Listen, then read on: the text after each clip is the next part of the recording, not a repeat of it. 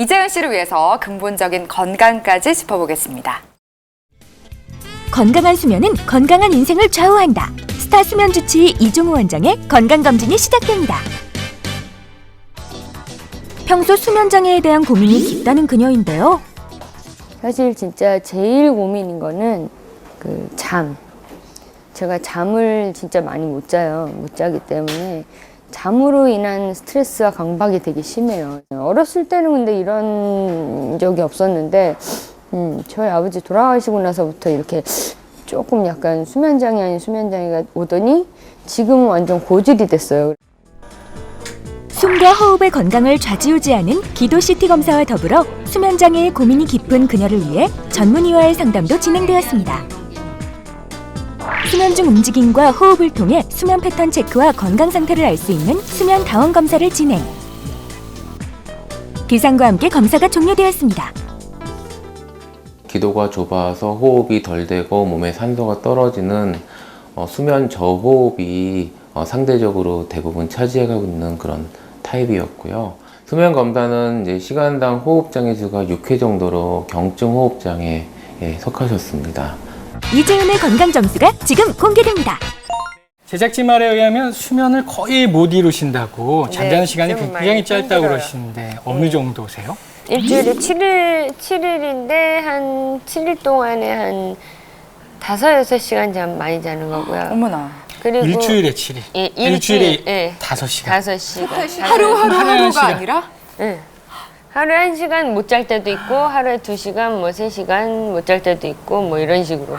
당장 지금 이종우 선생님 SOS 들어가야 될 것 같은데 자, 바로 수면의학 검진 결과 들어보겠습니다. 이재은 씨의 수면과 관련된 이제 건강 점수는 한 60점 정도 드릴 수 있을 것 같습니다. 기도 관련된 이제 호흡기 관련된 문제인데요.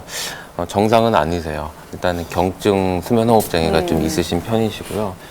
기도 모양을 보시면은 이제 위쪽은 정상입니다. 10mm 정도로 정상이신데 문제는 이제 아래쪽도 10mm라 보통 이제 정상인들이 아래쪽이 보통 2에서 4mm 정도가 좀 넓거든요. 그러니까 기도는 이제 아래쪽 기도가 약간 좁은 정도에 해당이 되셨습니다. 네. 이렇게 분명히 수면에 영향을 미치는 원인이 검사를 해보면 또 이렇게 나오기도 하거든요. 근데 기도가 좁은 이유가 선천적인 경우도 있겠지만 후천적일 수도 있잖아요. 이재은 씨는 어떤 경우인가요? 네, 일단은 이제 첫 번째는 이제 다 영향이 있어요. 이제 골격 구조가 좀 작습니다. 특히 이제 얼굴이 작다 보면은 이제 하악 구조가 작게 되고요. 하악 구조가 작은 경우에는 보통 이제 기도가 좀 작은 경우가 많고요. 상대적으로 이제 근육량이나 이런 거는 아주 작은 편은 아니시다 보니까 특히 이제 하악과 연관이 되어 있는 설근부 뒤쪽의 기도가 좀 좁은 경우로 되어 있었습니다. 아니 근데 그거는 그렇게 되면 그거는 뭐 어떤 수술을 통해서 아니면 무슨 뭐 개선책이 있나요? 그렇게 좁아진 물론 거는? 이제 여러 가지 방법을 통해서 개선하는 건 어렵지는 않습니다. 그 전에 이제 그 호흡 문제 때문에 이제 네. 편도선 수술 받은 적이 네, 있으셨잖아요. 편도선 수술 제가 받았어요. 여기 사진에는 안 나오지만 이제 수술을 받은 다음에 수면의 질이 약간 좋아지셨을 거예요. 그래서 왜 그런가 하면은 이제 측면 기도 자체가 여기 사진에는 없는 측면 기도 자체는 좀 넓어져 있는 모양으로 보이시거든요. 네. 그래서 그런 문제가 이제 그 측면 기도가 호전이 되면서 약간 그거와 연관되어 있는 호흡 문제는 해결이 될 수 있지만은 이제 뼈가 갖고 있는 문제가 되어 있는 전후폭 문제는 해결이 되지 않았습니다.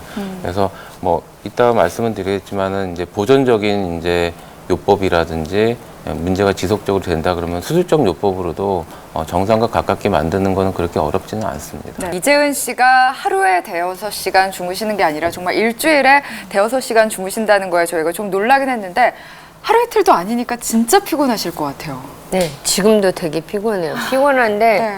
약간 이게 그러니까 지금 한 이런 지 한 2-3년 정도 됐어요. 그러니까 계속 패턴이 이렇게 불규칙하고 그러니까 운동을 나갈래도 운동도 좀 애매한 시간대 일어나고 막 이러니까 되게 막 힘들더라고요. 뭐. 일단 이재은 씨는 본인이 못 자고 낮에 어떤 증상이 있고 처음에도 잠만 몇 시간만 푹 자면 좋겠다는 강력한 수면욕도 갖고 계시거든요. 근데 실제로는 저희가 봤을 때 전형적으로 일반적으로 얘기하는 불면증은 아닙니다. 왜 그런가 하면은 일반적인 불면증 환자분들은 밤에 못 자는데요.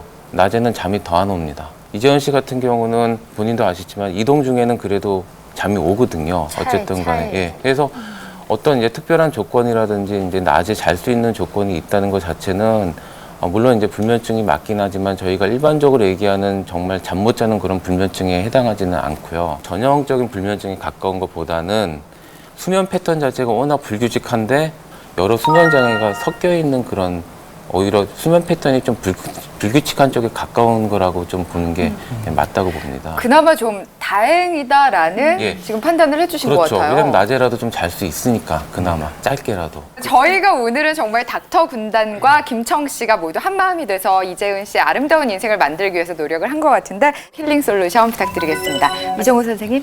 네, 이재은 씨를 위한 이종의 힐링 솔루션은 이동 중에 수면을 줄여보랍니다.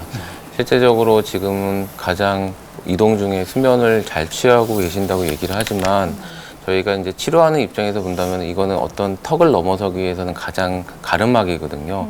요거를 자체를 줄이고 밤의 수면을 이제 늘리실 수만 있다 그러면은 아마 한두 시간, 두세 시간 이렇게 몰아자는 수면이 충분히 가능하다고 봅니다.